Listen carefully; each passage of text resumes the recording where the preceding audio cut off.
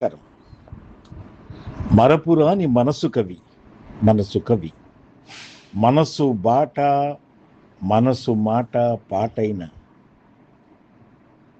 మనసు భాష తెలిసిన మధుర మనసు కవి ఆత్రేయ.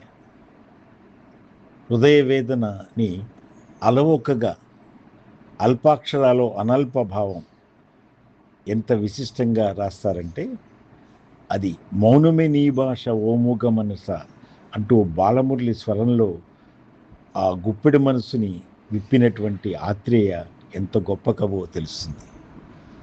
ముద్దబంతి పువ్వులో మూగ కళ్ళ ఊసులలో ఆ భాషలు ఏంటో చెప్పినటువంటి మనసు కవి. మనసు గతి ఇంతే, మనిషి బ్రతికింతే అంటూ తేల్చేసినటువంటి, మనసున్న మనిషికి ఎలా ఉంది దుస్థితి అని చెప్పడానికి, ఆ మనసున్న మనిషికి సుఖం లేదు అని చెప్పేసి తేల్చి చేసినటువంటి ఆ మనసు కవి మళ్ళీ మనసు యొక్క మధురాన్ని, ఆ ప్రేమ ఎంత మధురమో ప్రియురాలు అంత కఠినము అని చెప్పినటువంటి మనిషి కూడా. తెలుగుదనానికి ఒక వెలుగుదనం. ఎందుకంటే పాడనా తీయగా అంటూ ఆ ఆపాత మధురమైన పాటలను మనం ఈరోజు అదే శీర్షికలో వింటున్నాం.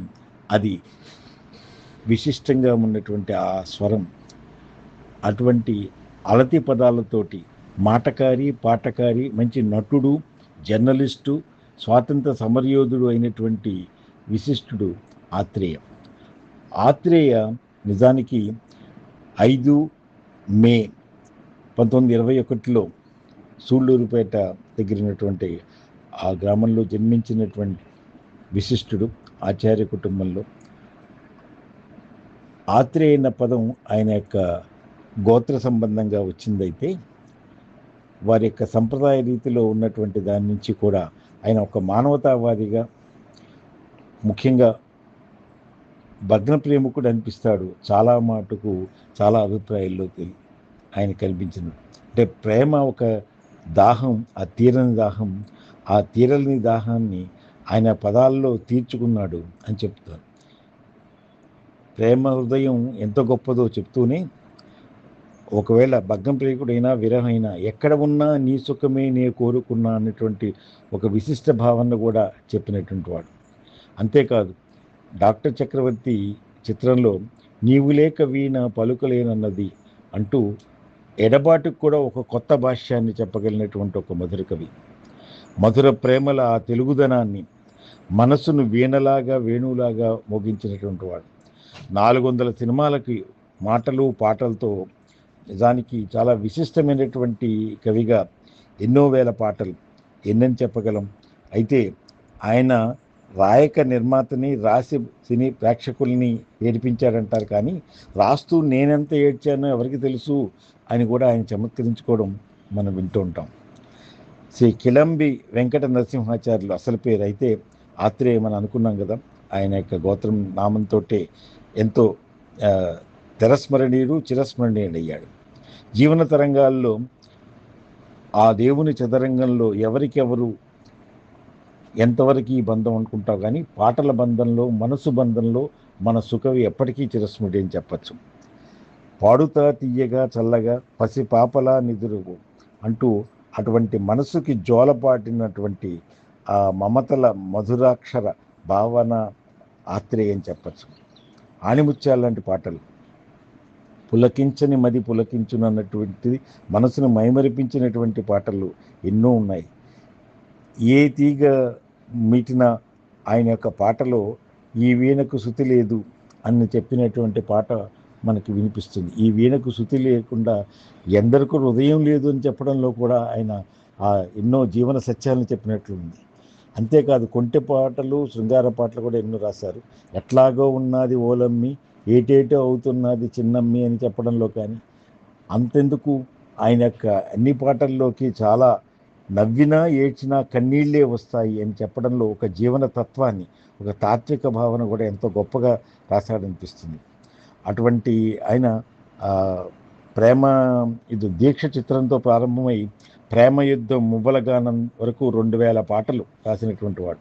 కానీ ఆయన పాటల్లో బాగా గుర్తుకొచ్చేది, తత్వంగా ఉన్నటువంటిది మౌనమే నీ భాష. అయితే ముందుగా చిటపట చినుకులు ఆ పడుతూ ఉంటే, చెలికాడే సరసన ఉంటే అన్నది ఎంత మధురమైన భావాన్ని మన మనసుని అలరిస్తుందని చెప్పచ్చు. సిరిమల్లె పువ్వల్లే నవ్వు అంటూ ఆ నవ్వులని వినిపించడమే కాదు, ఆయన ఆయన కళానికి రెండు వైపులా పదున్నట్టు అనిపిస్తుంది. ఇటు శృంగారాన్ని, అంగారాన్ని, మనసు స్వరాన్ని చాలా విశిష్టంగా పలికించిన వాటి కనుకనే ఆయన పాడమని నన్ను అడగవలన అంటూ మధురంగానే పులకించినటువంటి పాటలు. అంతేగా దేశభక్తిని కూడా భారత మాతకు జయజేలు, బంగారు భూమికి జయజేలు అని చెప్పినటువంటి వాడు. ఎందుకంటే ఆయన స్వాతంత్ర సమరయోధత్వం కూడా ఉంది కనుక. ముందు ఈ సినీ పాటల గేయ కవి అయ్యే ముందుగా ఆయన నాటక రచయితగా నాటకాలను ఒక 10, నాటికలను ఒక 15 ఎన్నో విశిష్టంగా అందించిన వాడు. ముఖ్యంగా ఆయన నాటకాల్లో 1947లోనే పరివర్తన నాటకం కానీ, ఈనాడు, ఎన్జిఓ గుమస్తాగా కూడా పేరుతోటి 49లో చాలా విశిష్టంగా ఎంతో ఆదరణ నోచుకున్నటువంటిది. అలాగే అభ్యుదయ ఆదర్శవాదిగా ఆయన రాసినటువంటి భావాలు. విశ్వశాంతి, కప్పలు 54లో చాలా ఆదరణ పొందేటువంటి. అలా నాటకాల్లో కూడా అంత విశిష్టమైనది చెప్పాలంటే మళ్ళీ నాటికలకు వచ్చేసి ఆత్మార్పణ, ఎవరు దొంగ, ప్రగతి ఇలాంటివైతే, ఎన్జిఓ, కప్పలు మటుకు కవిగా, నాటక కవిగా ఆయన, అంతేకాకుండా నటుడిగా కూడా కొన్నిట్లో వేయడం అటువంటిది మనం చూస్తూ ఉంటాం. అంతే దేవుణ్ణి కూడా ఆయన వదలలేదు ఎక్కడ కూడా. అభ్యుదయ ఆదర్శవాదులు, నీ పేరిట వంచన జరుగుతుంటే, మనిషిని దోస్తుంటే చూస్తూ రాయిలా ఉన్నావా అని నిగ్గదీసి అడిగినటువంటి కలం అయింది.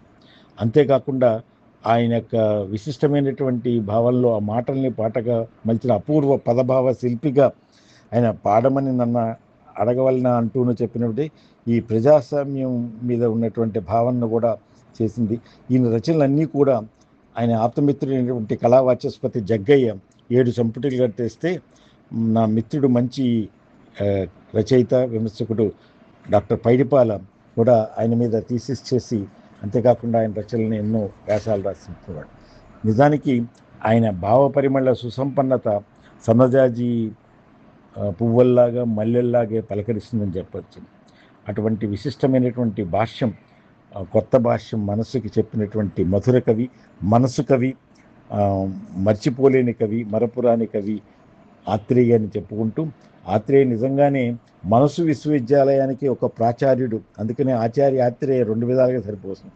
ఇంకొక విశిష్టం ఏంటంటే, ఆయనకి డాక్టరేట్ వచ్చిన సందర్భంలో ఆయన మీద ఆయన వేసుకున్నటువంటి చమత్కారం, నేనెంత ఏడ్చేవాడినో ఏడిపిస్తున్నాను అంటున్నారు, కానీ నాకేమో హృదయం లేదని అన్నానని హృదయం లేని కవిగా అనేస్తారు, కానీ నాకు డాక్టర్ వచ్చింది, సో నేను డాక్టర్ని కూడా కదా, హృదయం లేదని ఎలా అంటారు అని ఎంతో చమత్కారంగా చెప్పడం.